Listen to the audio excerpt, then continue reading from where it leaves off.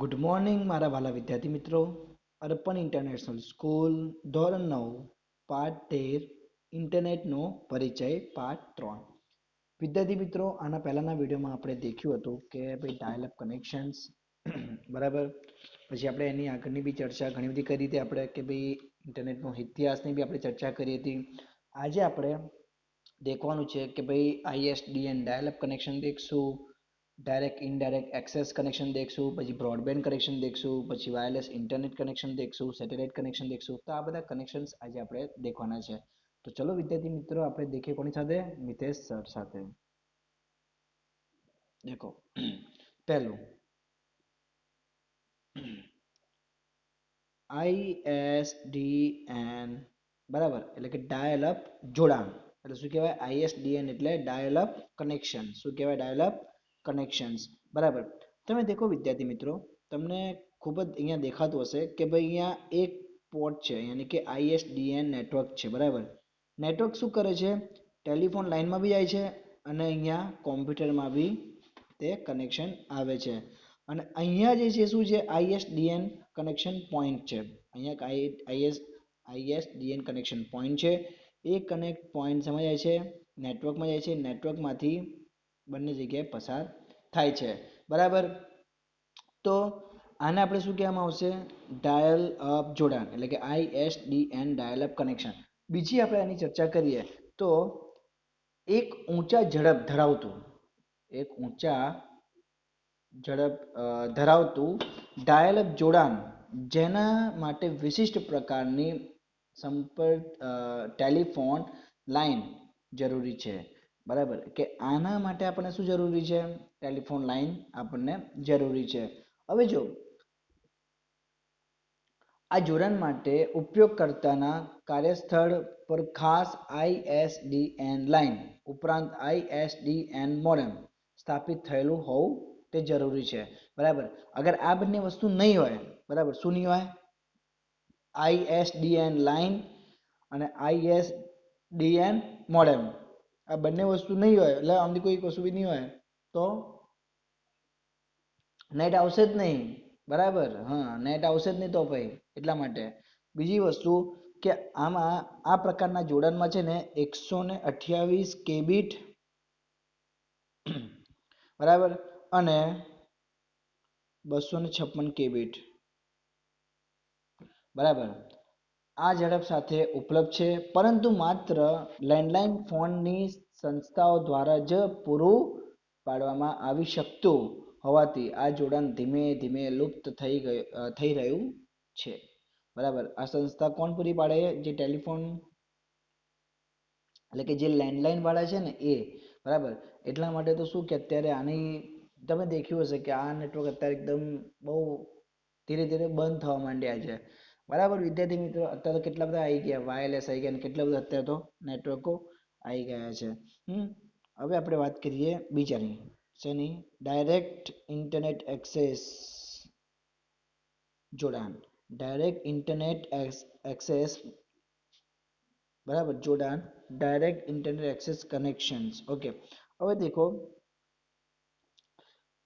આ ઇનડાયરેક્ટ છે અને આ ડાયરેક્ટ છે બરાબર. આ શું છે? ડાયરેક્ટ કનેક્શન છે, આ ઇનડાયરેક્ટ છે. ઇનડાયરેક્ટ એટલે કે જે આપણે એથરનેટ ઓર વાઈફાઈ નેટવર્ક, જે આપણે એથરનેટથી ભરાઈએ અને વાઈફાઈથી ભરાઈએ એને ઇનડાયરેક્ટ કહેવાય. ડાયરેક્ટ કનેક્શન એટલે તો દેખો આ માધ્યમ છે ઇન્ટરનેટનું બરાબર. આ માધ્યમ કયું છે? ઇન્ટરનેટનું માધ્યમ જઈ રહ્યું. જો આ માધ્યમ તમારું ઇન્ટરનેટનું છે બરાબર. રાઉટરથી કનેક્શન આવે છે, પછી ક્યાં જાય છે? સીધું લેપટોપ પર જાય છે અને મોબાઈલમાં આવે છે. મોબાઈલમાં 3G 4G આવે છે અને અહીંયા બી પબ્લિક વાઈફાઈ, એટલે કે જે રીતે પબ્લિક વાઈફાઈ આપણે યુઝ કરીએ એ રીતે અહીંયા નેટ આવે છે. અને અહીંયા સીધું રાઉટરથી જ જશે. જો તમે આ રાઉટરથી બરાબર. એટલે શું થશે કે ભાઈ ઇન્ટરનેટ સ્પ્રેડ બી થશે અને ડાયરેક્ટ ઇન્ટરનેટ એક્સેસ કહેવાય કે ભાઈ ડાયરેક્ટ જ આવી ગયું છે બરાબર. હવે આપણે પણ આમાં હજુ જો આપણે દેખવા જઈએ બરાબર, તો બી આ પ્રકારના જોડાણમાં ઇન્ટરનેટ જોડાણનો પૂર્ણ સમયની ઉપલબ્ધતા સમાવેશ કરવામાં આવે છે. બીજી વસ્તુ કે ભાઈ આ જોડાણ વિશાળ શૈક્ષણિક સંસ્થાઓમાં, શેમાં શૈક્ષણિક સંસ્થાઓમાં, વ્યાપારિક સંસ્થામાં અને સરકારી તંત્ર દ્વારા ઉપયોગ લેવામાં આવે છે. અને આ પ્રકારનું જોડાણ કાયમી જોડાણ છે, તે ઝડપી છે, બરાબર ને, ઝડપી છે અને કેવું છે, ખર્ચાળ છે. બરાબર, કેવું છે, ઝડપી છે ને ખર્ચાળ છે. ઓકે, હવે આપણે વાત કરીએ છીએ એની બ્રોડબેન્ડ જોડાણની વાત કરીએ. શેની વાત કરીએ? બ્રોડબેન્ડ જોડાણની આપણે હવે વાત કરીએ. તો જો બ્રોડબેન્ડ જોડાણ એટલે દેખો આ છે, જો બધી જગ્યાએ અહીંયાથી પાસ થઈને બધી જગ્યાએ જઈએ, વાઈફાઈ બિન બધું જ આવી ગયું આમાં. બરાબર, હવે આના છે ને શું હોય છે, બ્રોડબેન્ડમાં એક ખાસિયત કે એના આ રીતે કોપર વાયર હોય છે. બરાબર, આ રીતે કોપર વાયર હોય છે. અને આને શું કહેવાય છે? કો ઓક્સિયલ કેબલ. શું કહેવાય છે? કો ઓક્સિયલ કેબલ અને ફાઈબર ઓપ્ટિકલ કેબલ. જો શું કહેવામાં આવે છે, આ જે છે આને શું કહેવામાં આવે છે? આને ફાઈબર ઓપ્ટિકલ કેબલ કહેવામાં આવે છે. અને આને શું કહેવામાં આવે છે? કોએક્સિયલ કેબલ કહેવામાં આવે છે. બરાબર, આ પ્રકારના જોડાણમાં એક જ માધ્યમ કે વાયર દ્વારા અનેક આપણે અનેક કામનું સંચાલન કરવામાં આવે છે, જેના દ્વારા ઉચ્ચ ઝડપ મેળવી શકાય છે. બરાબર, શેના દ્વારા? આપણે આના દ્વારા. તમે દેખ્યું હશે લાઈન કેબલમાં બી વાયર આપણે ભરાય હોય છે, તો આ રીતે બધા વાયર હોય છે મિક્સિંગ. બીજું કે એક લાઈન પરથી ટેલિવિઝન સિગ્નલ, એક જ લાઈનથી આપણે ટેલિવિઝન સિગ્નલ, પછી ઇન્ટરનેટની વિગતો, પછી ડીએસએલ એટલે કે ડિજિટલ સબસ્ક્રાઇબર લાઈન. ડીએસએલ નું ફૂલ ફોર્મ શું થાય વિદ્યાર્થી મિત્રો? જો શેનું? ડીએસએલ. તો ડીએસએલ નું ફૂલ ફોર્મ થાય ડિજિટલ સબસ્ક્રાઇબર લાઈન. ઓકે, શું થાય? ડિજિટલ સબસ્ક્રાઇબર લાઈન જેવા બ્રોડબેન્ડ ટેલિફોન જોડાણ વગર, શેના વગર? ટેલિફોન જોડાણ વગર પ્રસારિત કરવામાં આપણે આવે છે. બીજું, આમાં બે પ્રકારના આપણે કયા હોય છે? વાયરો ઉપલબ્ધ હોય છે. એક તો કોએક્સિયલ અને બીજું ફાઈબર ઓપ્ટિક. બે પ્રકારના વાયરો આમાં આવે છે. ત્રીજું કે ફાઈબર ઓપ્ટિક કેબલ મલ્ટીમીડિયા માહિતીનું વહન કરી શકતા અને પ્રકાશ સંબંધિત વિશિષ્ટ પદાર્થ દ્વારા મનુષ્યના વાળ જેટલા સૂક્ષ્મ કેબલ છે, તેમાં વિગતોનું વહન પ્રકાશીય સિગ્નલ દ્વારા કરવામાં આવે છે. બરાબર, તો આપણે આ વાત શેની કરી? બ્રોડબેન્ડ કનેક્શનની આપણે વાત કરી. હે ને વિદ્યાર્થી મિત્રો, ખબર પડી તમને બ્રોડબેન્ડ કનેક્શન કે શું હોય છે, કેવી રીતે થાય છે બધું? હવે આપણે વાત કરશું વાયરલેસ ઇન્ટરનેટ જોડાણ. કોની વાત કરશું આપણે?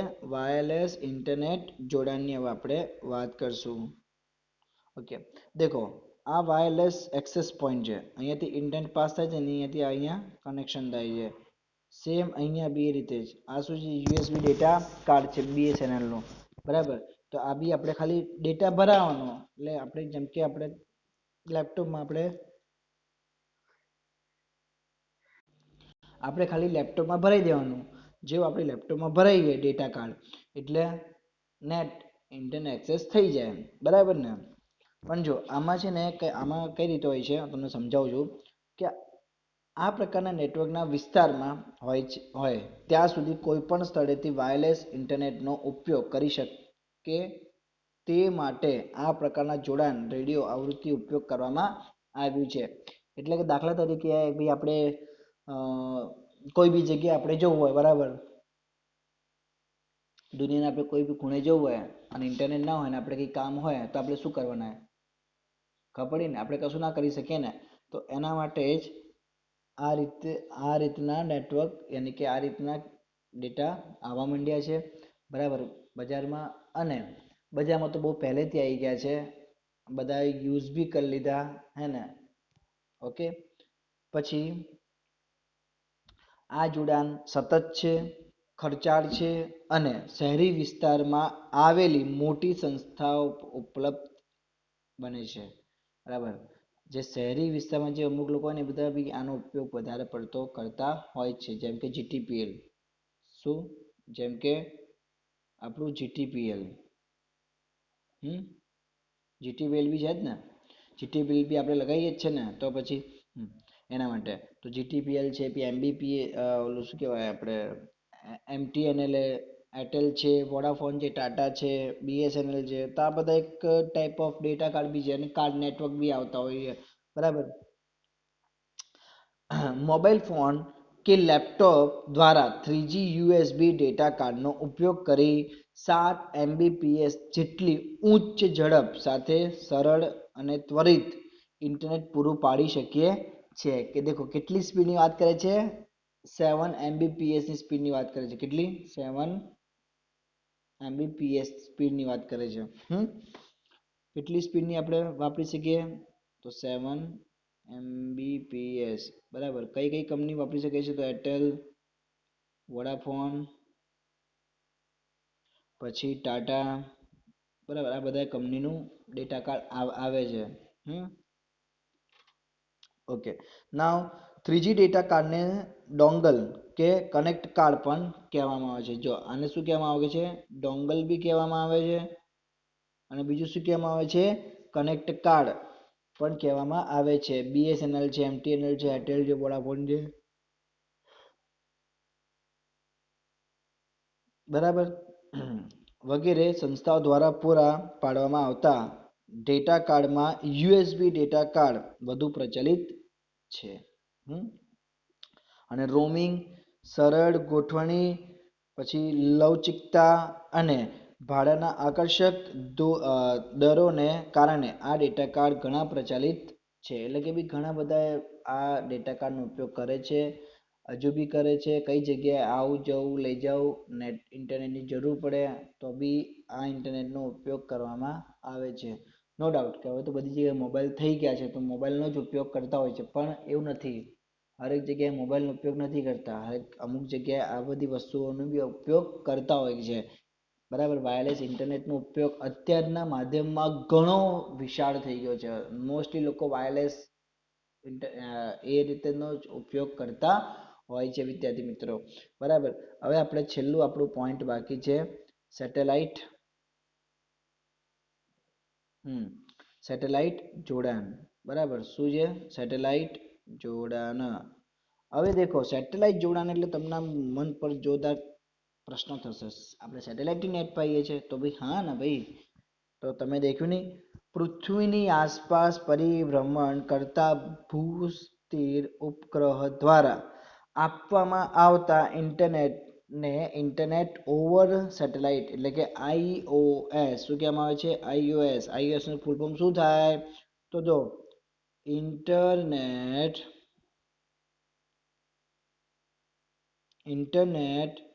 Over satellite. ખબડી? Internet over satellite. હવે જો કનેક્શન અહીંયાથી આમ જશે, બરાબર, અને પછી આમ અહીંયા આવશે, એટલે કે આપણા ઘરે આવશે. જો આ ઇન્ટરનેટ ઓપરેશન સેન્ટર છે. ઇન્ટરનેટ ઓપરેશન સેન્ટર કાં દ્વારા? સેટેલાઇટ દ્વારા મોકલશે. સેટેલાઇટથી ક્યાં આવશે? આપણા ઘરે પકડાશે. દેખાય જો અહીંયાથી આમ અને અહીંથી આમ. ઇન્ટરનેટ ઓપરેશન સેન્ટર ક્યાં જશે? પેલા સેટેલાઇટ દ્વારા જશે. સેટેલાઇટમાંથી ક્યાં આવશે? તમારા ઘરે આવશે. તો આ જોડાણને કયું જોડાણ કહેવામાં આવે છે? સેટેલાઇટ જોડાણ કહેવામાં આવે છે. સિગ્નલને પૃથ્વી અને ઉપગ્રહ વચ્ચે પ્રવાસ કરવો પડતો હોવાથી તાંબાના કે ફાઇબર ઓપ્ટિક કેબલ કરતાં તે પ્રમાણમાં ધીમું છે. કેવું હોય છે? તે પ્રમાણમાં ધીમું હોય છે, રાઈટ. અને આઈઓએસ જોડાણની નમૂના રૂપ સરેરાશ ઝડપ કેટલી હોય છે? જો આમાં ઝડપ કેટલી હોય તમને બતાવો. 492 થી લઈને 512 kbps આટલી ઝડપ હોય છે, બરાબર. કેટલી હોય છે? 492 થી 512 kbps એટલી હોય છે. તો વિદ્યાર્થી મિત્રો, આજે આપણે આટલા જોડાણોની વાત કરી. આના પછીના લેક્ચરમાં આપણે બીજી ઘણી વાત કરશું. દાખલા તરીકે આપણે ઇન્ટરનેટનો ઉપયોગ છે, પછી આપણે વાત કરશું વર્લ્ડ વાઇડ વેબની વાત કરશું આપણે, પછી ફાયરફોક્સ છે, બધાની આપણે નેક્સ્ટ લેક્ચરમાં આપણે વાત કરશું વિદ્યાર્થી મિત્રો. ઓકે, તો અહીંયા હું રજા લઉં છું વિદ્યાર્થી મિત્રો. Thanks for watching my video. Good bye, stay home, જય હિન્દ.